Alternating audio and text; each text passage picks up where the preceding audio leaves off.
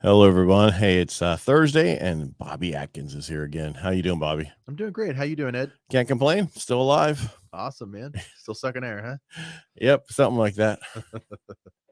Start, trying to get in shape again. How it always is. Always the thing. That's never-ending cycle, right? Never. I No, mean, not for me, because I'll do really well for a period of time, and then all of a sudden, not so well. Right? you know what Because you get so busy, and then it's like, okay, I gotta get this in.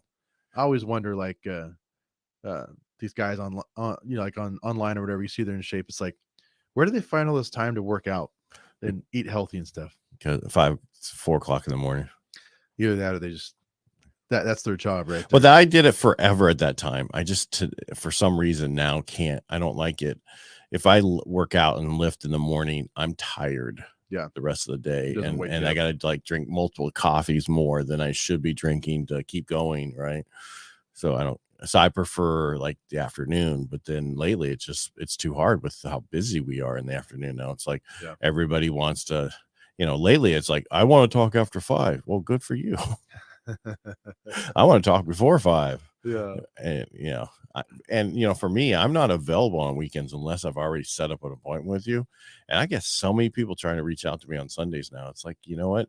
I work 5 days a week, 12-hour days on average during the week.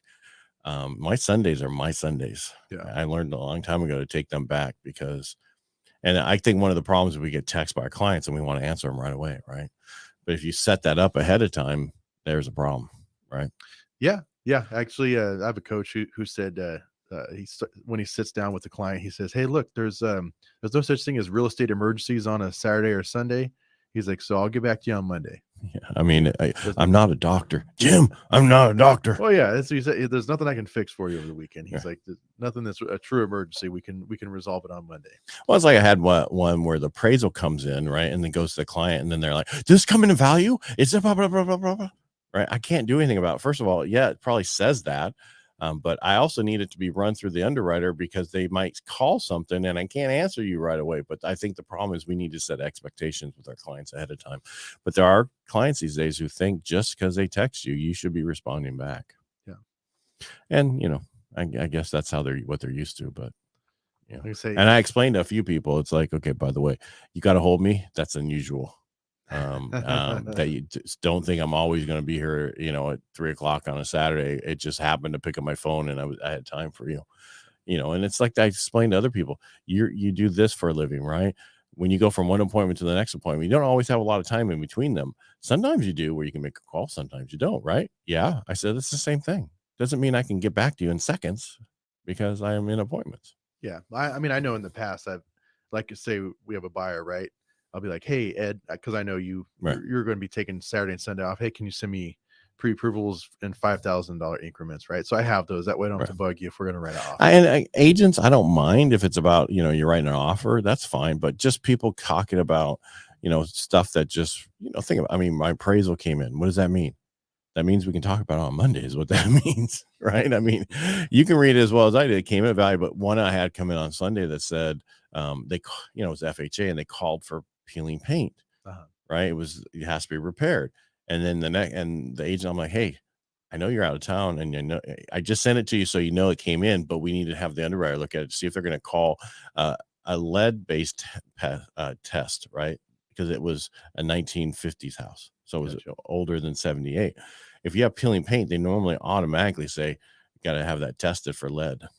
Because, yeah, then that's a whole other can of worms, right? Right. And they were like, because the guys, I want to get out there and take care of it right now. I want. And it's like, I love the fact that you have that enthusiasm and you want to do it, but everybody else doesn't work the same way as we do. Escrow's not open on the weekends. My underwriters don't work weekends. That just doesn't work that way. I can't get you an answer until Monday sometime. Yeah. And I explain that to buyers, like, hey, escrow and title, lenders. I was like, real estate agents. I was like, we pretty much work, as much as we possibly can, right? Right. But a lot of, Sunday's your day for church and other things. Doesn't mean you're going to go out on Sunday. I really try and keep the Sabbath. Yeah. There are a few occasions, but yeah, it's always good to, you have to have, if you work 7 days a week, you'll never have good quality time. No. You need to set times, and that's just everybody, whatever that is. Yeah. Because I mean, if you're gone all the time, you're not going to be there for your kids. I'm telling you right now, you need to set times with where you're going to be available during these period of times. And hey, I'm not available on Sundays anymore. I'm sorry, I'm just not. That's my day of my family, and I'm going to keep it. Sorry. Yeah. And that's what I've been telling people. But, I was outside working right on Yeah. this last Sunday, and I'm getting my phones blowing up from one agent and whatever. And it was about that. It's like, it's not that important. I mean, we're not going to die. We need to go back to that Southern way of life, right? Well, no, it's just like, we're not doctors. It's not going to fall apart. I understand writing offers, right? Getting an offer accepted and everything, but most of the time they're not reviewing offers until Monday or Tuesday, right? Yeah. But like you said, get those pre-qual letters set up. I had a question about somebody that's pushing our numbers, and we had to go FHA the whole time, and it's like, for this almost like $5,000 less, can they go conventional? No.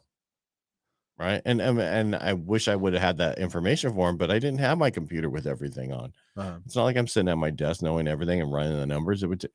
But now, most of the time I do. It's normally in my head, but for some reason that one was like, I guess it was because I was outside in this, which was so much sun for 5 hours, building my enclosure for my pool equipment, that it wasn't thinking, so I was dehydrated. So you were in construction mode. You weren't in. I found out I was dehydrated later. Yeah. So I had to drink a lot of water. Then it was much better. But I'm just saying, we try to be there all the time for our clients, but there's just, you got to understand, there's going to be times we can't be there for you. Yeah. But anyway, what else you want to talk about? Well, you and I were talking off camera about pre-foreclosures with equity, right? Right. And this is something we haven't seen in a long time. I used to work these, and you'd see maybe like 15 in all of Stanislaus County, right? If you are one of those sellers that is in pre-foreclosure, and what is the definition of pre-foreclosure, Bobby? Well, you officially haven't been foreclosed on, but you're delinquent on your payments, right? So you're 90 days, right? So they have 5. So basically you missed 3 payments, right? So a 30-day latest, if you're due on the 1st, you haven't made the payment by the 1st of the next month, right? So you've done that for 3 times, and they've given you a 90-day notice that they're going to pre-foreclose. That's what a pre-foreclosure is. Yeah, and it's still a bit of a process, but if you find yourself in that situation and say you have a job loss or something like that, just give us a call, and I can go ahead and we can figure out what you owe on the house, what the house is actually worth, because there's been quite a few instances where people think they're about to be foreclosed on, they're going to lose their house, when in actuality we can sell it and you still have a couple $100,000 you walk away from. Yeah. Well, and a lot of them, call your lender, talk to them, because if it's FHA, they have to work with you. They have to put up to at least 12 payments into a separate fund. It's called a partial pay of the mortgage insurance, to where that thing's attached to the house. And then when you refinance or sell it, you pay them off, but it gets you current. That's only an FHA, not conventional. Conventional doesn't have that. They might work with you with a modification or something, but a lot of them will say, hey, we'll put you on this program, and then you got to make those payments up, right? Well, I'm going to say, What about USDA?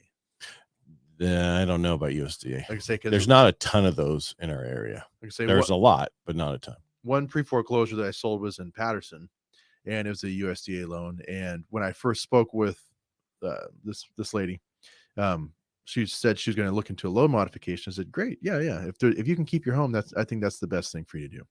And then 3 months later, she called me. She's like, they keep giving me the runaround, and now they got to say I got to pay another $5,000, blah, blah, blah. Well, next time we have something like that, have them reach out to me, because it's really knowing who to talk to at those places. Yeah. Okay. Yeah. Because the problem about modification is, who is the lender so you're working with the lender, not with USDA.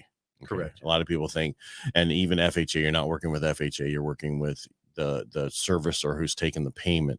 So it depends on what they want also, because a lot of those, back in the day, in 2008 through 2012, they wanted the servicers wanted those loans to go in foreclosure.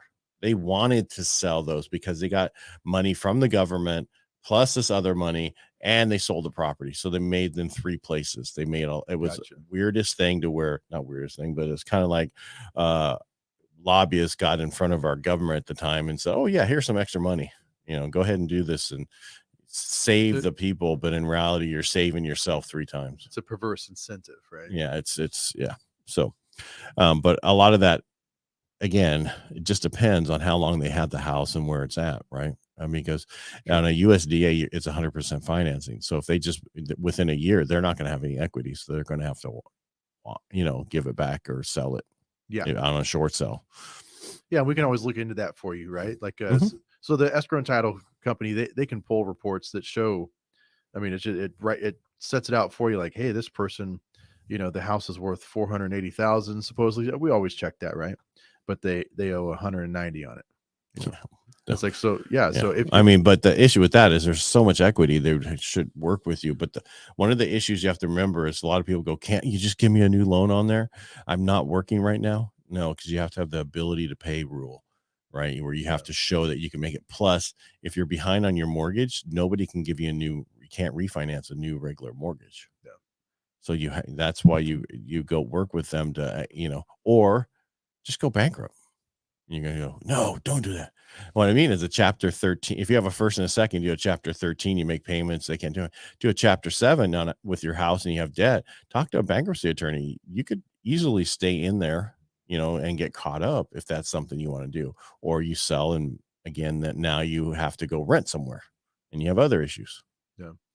Like the rents are ridiculous because the house payment I'm sure she had was only $1,200 to $1,500 a month. Well, it wasn't that much. I'm trying to remember. But I'm just saying it because I have somebody so what's happening right now a lot is people's divorces are finally coming through. Oh yeah, you were saying that last week. And they're all like, and I'm getting so many calls from people. Yeah, I went through a divorce. Now I have to buy a place or I have to buy my other person out. Right. And they're like, okay, my payment's this. What? I got to do what? What's 120 grand going to cost me? Holy cow. Yeah. Yeah. I mean, but they don't have a choice. You have 2 choices. You sell this house with, this person only owed 180. She's got to pay 120 to him. Yeah. Right. And then now her payments, going from that great 15-year 2.14 to current rates, which will refinance again, but it's still better than trying to get a second mortgage at 10% interest rate, you know? Yeah. But yeah, if you find yourself in a pickle, give us a call. I'm just saying there's a lot of pickles out there right now. Yeah. So, reach out. There's ways to get out of it, but, reach out. We can help you. That's what we do. But a lot of people would come to me and go, I want to get a deal on a home. Right. Like we haven't heard that before. Right. Yeah. No, everybody, I want to lose. I want to pay more than the house is worth. I've never heard that. But the issue we run into is people always ask about foreclosures. And the problem is a lot of the foreclosures there's so many people trying to get them. Right. There's only a handful. We're normally a year in this country, we're at like 250 some thousand foreclosures a year. We're no more than normal. That's normal. And that's where we've been, because everybody thought with the pandemic, there'd be all these foreclosures. There wasn't. There was still the same amount. Right. But they're all thinking they're coming now. Well, if they are, they have equity, they can sell it. And that was a lot of stuff as people sold their homes during that period of time. Yeah. Right. And even now it's even more. But anyway, I guess we're beating what they call a dead horse, I guess. We're in the ag area. We can say that. But yeah, there's always a way to get out of it. Just don't wait too long to give us a call. Right. Well, but also if you think as a person with an FHA, VA, conventional 3% down, you're not buying a foreclosure. Right. Yeah. So you might buy one that was bought as a foreclosure and then they flipped it. That could be something, which is not a bad thing. Because hopefully they did more than just lipstick. Yeah. Hopefully they did a good job on it, right? Well, we know who does good jobs and who doesn't. Yeah. Right? Yeah. Yeah. All right. I don't have a whole bunch today. I know I'm going all over the place. Anything else you wanted to cover besides some pre-foreclosures? If you run into that, reach out to Bobby. He can help you. That's 209-550-1087. If you have questions about modifications or anything else, just reach out to me. I'm at Parcaut everywhere. I'll help you out, telling you what to do. I won't do the modification because we don't do those things anymore. The servicer will do that. Gotcha. But I'll help you see if you get the runaround. Okay. Because the other problem you run into is one thing. If you're behind on your payment because you lost your job, they won't do a modification if you don't have a job. Which makes sense, right? Right. Again, it goes back to that ability to pay rule, right? that the Obama administration put in. Who? I'm sorry. Everything the government thought they were doing, trying to help you and protect you, sometimes turns around to bite you. That's what happens when government comes to help, right? So it's like picking up, a nice little gardener snake. No, rattlesnake. All right, everybody, make it a great day. Thanks for watching.